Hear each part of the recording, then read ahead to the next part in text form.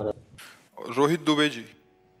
मर जी, आप दोनों का एक जैसा प्रश्न है। मर जी, आप कह रहे हैं कि पाप कर्मों का फल शरीर को ही भोगना पड़ता है, ना कि आत्मा को। लेकिन आत्मा आसक्त हो चुकी है शरीर पे।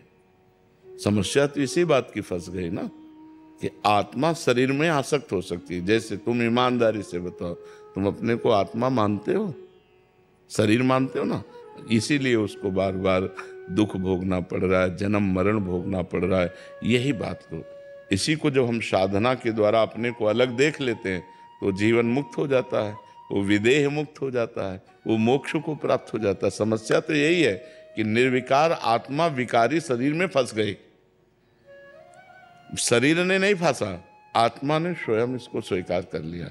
जैसे मैं पुरुष हूं, अब वो मैं है आत्मा और पुरुष है माया। अब आत्मा ने माया को पकड़ लिया और कह रहा है माया ने मुझे पकड़ लिया। उल्टा बोलेंगे ना आप बोलेंगे उल्टा कि मैं तो छूटना चाहता हूं पर माया ने मुझे पकड़ लिया।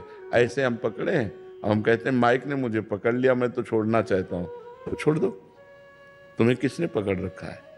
तुम ही काम को भोगते हो, तुम ही क्रोध करते हो, तुम ही लोभ करते हो, तुम ही मोह करते हो। तुम्हें किसने पीड़ा दी? तुम जब इच्छा करोगे तब आएगा, ऐसे थोड़ी काम आ जाएगा।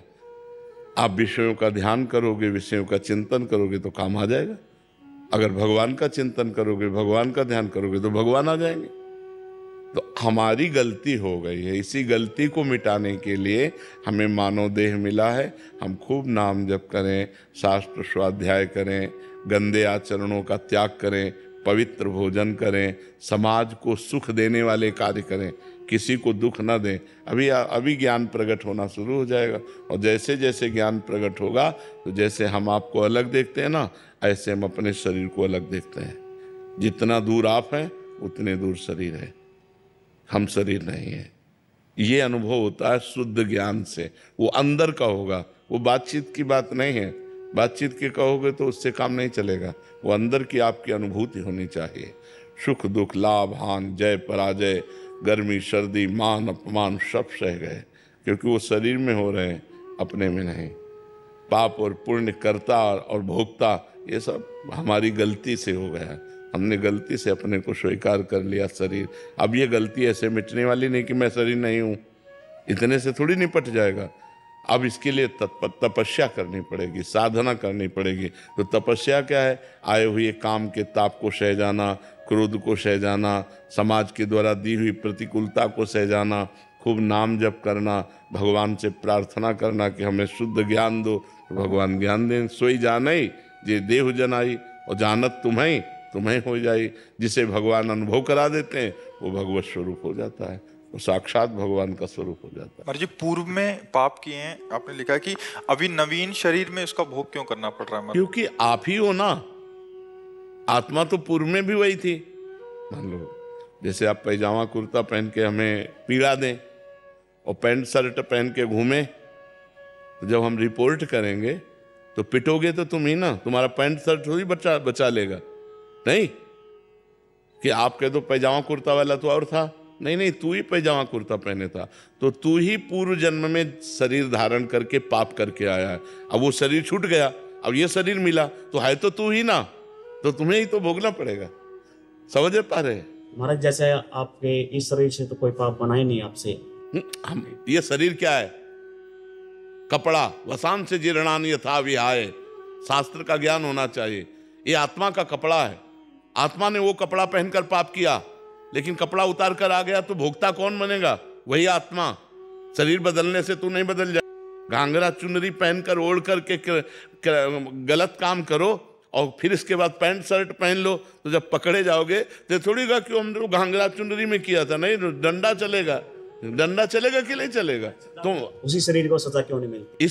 इसलिए कि बहुत बड़ा हिसाब है। जैसे आप थोड़ा 5 मिनट पाप करो, इसके बाद पूरे जीवन भर सजा भोगनी पड़ेगी।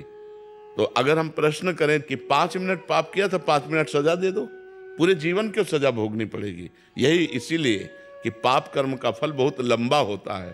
तो अनेक जन्मों से हम पाप करते चले आ रहे हैं। तो मनुष्य जैसे ये जन्म है, अब तुम्हें छूट है। अब आज तुम कोई पाप कर डालो, तुम्हें अभिदंड नहीं मिलेगा, तुम्हें पीछे का अभिदंड भोगना पड़ेगा। जो पीछे करके आए पाप पुण्य, उसको भोगना पड़ेगा। अभी पाप कर रहे हो, आपका पुण्य का नंबर लगा हो तो आप बहुत सफल होते चले जाओगे।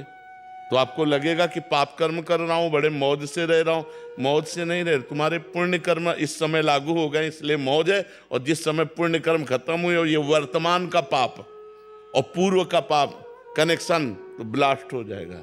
फिर रहा न को कुल रोवन हारा, मिट्टी में मिल जाओगे।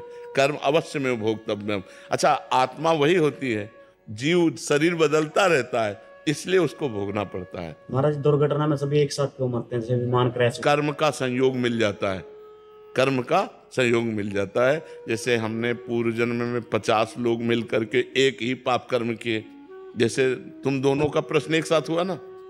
क्यों हुआ? क्योंकि प्रश्न मिल गया। तुम दोनों का प्रश्न एक हुआ तो तुम दोनों के नाम एक साथ लिए गए ना। तुम दोनों अलग अलग हो ना, तो तुम दोनों का जैसे प्रश्न मिल गया, ऐसे पूरी सृष्टि में बोले 240 लोगों का कर्म मिल गया। अब वही 240 उसमें बैठा ले जाएंगे जो एक साथ भस्म होंगे, उनका कर्म मिल गया। और तो पूरी सृष्टि के कर्म संयोग जब मिलते हैं तो जो जहां का होता है वो आकर के वहीं में आकर के संपन्न हो जाता है। बड़ा सिस्टम विचित्र है, सरकारी सिस्टम है, क्योंकि भगवान त्रिकालज्ञ है ना, वो सब देख रहे हैं। इसलिए बहुत होश से कर्म करो, बहुत संभल कर कर्म करो, पाप कर्म ना बनने पावे। मान लो 50 आदमी को एक ही जगह मरना है, और कोई दिल्ली से आ रहा है, कोई बंबई से आ रहा है, कोई, और वहीं 50 आके मिलेंगे, वहीं मरेंगे। ये है कर्मों का बड़ा जाल बिछा हुआ है। तो इसलिए नाम जब करो तो बढ़िया कर्म संस्कार से पवित्र होकर आनंद को प्राप्त हो।